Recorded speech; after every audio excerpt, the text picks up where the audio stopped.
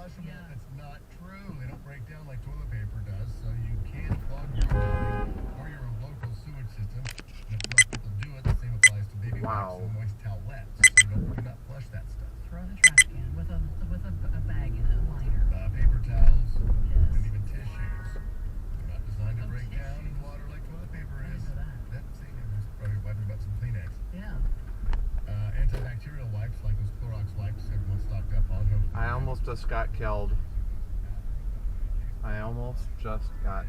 For the first time ever, I didn't look to the left before entering the intersection.